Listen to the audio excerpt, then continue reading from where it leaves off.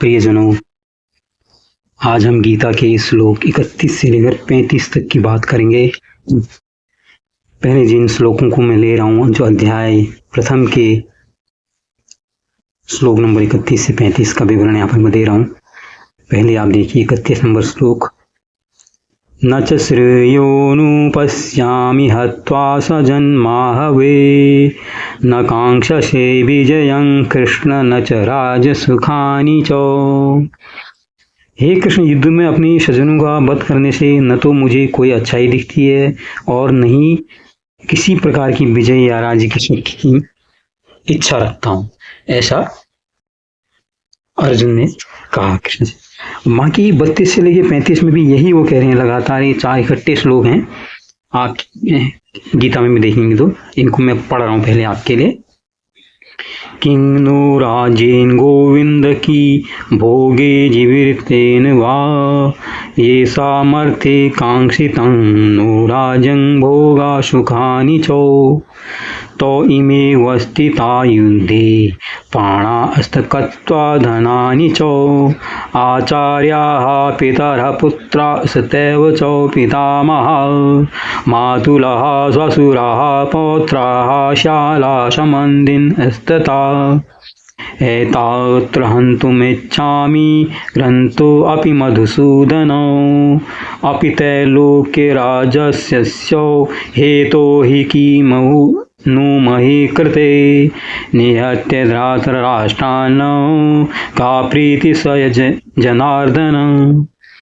हे गोविंद, हमें राज्य सुख अथवा इस जीवन से क्या लाभ, क्योंकि जिन सारे लोगों के लिए हम उन्हें चाहते हैं वे इस युद्ध में खड़े हैं। हे मधुसूदन, जब गुरुजन, पितृगण, पुत्रगण, पितामह, मामा, ससुर, पौत्रगण, साले तथा अन्य सारे संबंधी अपना धन प्राण देने को तत्पर हैं तो मेरे समक्ष खड़े हैं, तो फिर मैं इनको क्यों मारना चाहूँगा, भले ही मुझे क्यों न मार डालें। हे जीवन के पालक, मैं इन सबों से लड़ने के लिए तैयार नहीं, भले ही बदले में मुझे तीनों लोग क्यों न मिलते हों। इस पृथ्वी की तो बात छोड़ दें, भला धृतराष्ट्र के पुत्र को मारकर हमें कौन सी प्रसन्नता मिलेगी। यहाँ पर देखिए अर्जुन कितने ज्यादा भाव विभोर हो गए हैं। वो देख रहे हैं जितने हैं वो कभी अपने भाई रहे हैं, अपने मामा, अपने इसमें इसके अपने पितृपक्ष के अपने पक्ष के लोग भी हैं और अपने ससुराली लोग भी हैं और अपने ननिहाल के लोग भी यहाँ पर अर्जुन को सबको दिख रहे हैं। तो अर्जुन समझ नहीं पा रहा है ये वही लोग हैं जिनके साथ में उठा बैठा करता था। आज ये जो हैं उसके सामने हथियार लेकर, अस्त्र शस्त्र लेकर इस लड़ाई में दुर्योधन का पक्ष ले रहे हैं। कितनी सत्ता, कितनी विचित्र चीज होती है। यहाँ पर आप ये भी कह सकते हो, जब आपके पास कुछ नहीं होता है तो ये स्वार्थी दुनिया जो है, ये द्वैत वाली दुनिया आपको नहीं देखती है। इस द्वैत वाली दुनिया में उसी को देखा जाता है जो धन धान्य से संपन्न है, जिसके पास शक्ति है, उसी के साथ लोग जुड़ते हैं।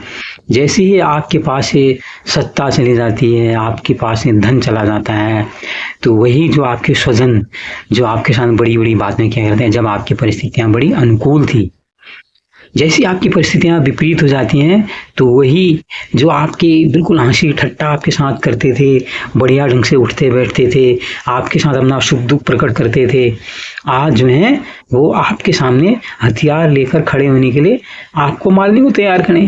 फिर भी जो अर्जुन है वो कह रहा है अरे मैं उनको क्यों मारूं, मैं तो उनके साथ खेला हूँ, मैं उनके साथ बैठा हूँ, मुझे लगता नहीं मैं, वो अगर गलती कर रहे हैं मारने की, लड़ाई करने की, तो अपने आप करते हैं, मैं लड़ाई क्यों करूं।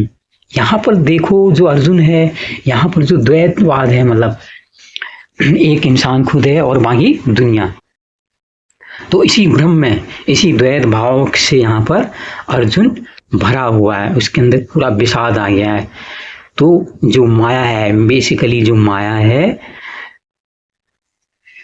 ये उसके अंदर प्रवेश कर गई है, वो उसको अब रोक रही है। यहाँ पर द्वंद्व चल रहा है उसके भीतर।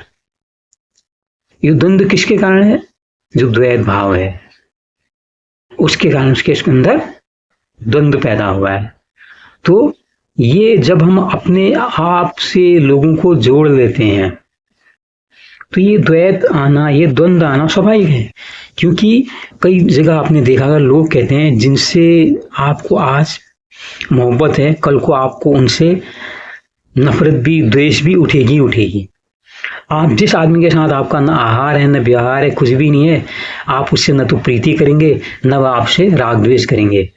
तो जो भी आपके संपर्क में आएगा उसके साथ आप सदा संभाव रहो, यह हो नहीं सकता है, क्योंकि माया के खेल ऐसे हैं।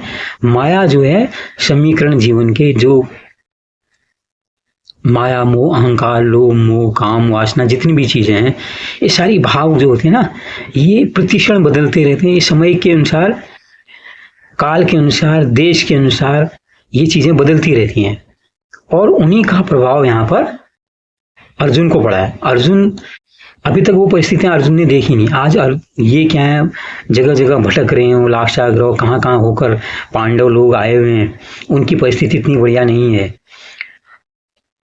तो जो दुनिया है, जो उनके संबंधी रिश्तेदार हैं, आज उन पर हाथ उठाने में अर्जुन इसीलिए संकोच कर रहा है, क्योंकि उसको लगा है कभी न कभी हमारे साथ में हमारा उठना बैठना, इनके साथ सारा व्यवहार था, तो आज मैं इनके ऊपर हथियार क्यों उठाऊं।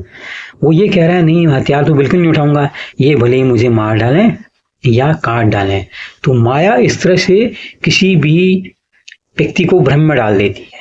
तो अभी तो आप देखिए, ये गीता की शुरुआत मात्र है, अभी तो ये 35 श्लोक हैं। जैसा कि आपने कई लोगों से सुना होगा, भगवान कृष्ण ने एक तो अर्जुन का ही चुनाव किया, क्योंकि अर्जुन के अंदर उनको संभावना लगी, और दूसरा उन्होंने बिल्कुल अपनी मेहनत जाया नहीं की। कोई और होता तो वो कहता यार ठीक है, 1 अध्याय 2 अध्याय 20 श्लोक 30 श्लोक, ज्यादा से ज्यादा 100 श्लोक, लेकिन भगवान कृष्ण लगे रहे।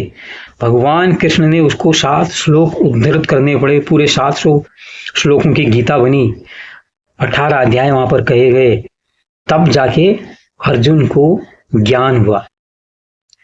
तो ये हालत है माया के कारण। तो आगे आगे हम और श्लोक में भी चर्चा करते रहेंगे, आप जुड़े रहिएगा साथ में। बहुत बहुत धन्यवाद सुनने के लिए। नमस्कार। लाइक कीजिए, शेयर कीजिए, सब्सक्राइब कीजिए, कुछ अपने विचार भी व्यक्त कीजिए। धन्यवाद।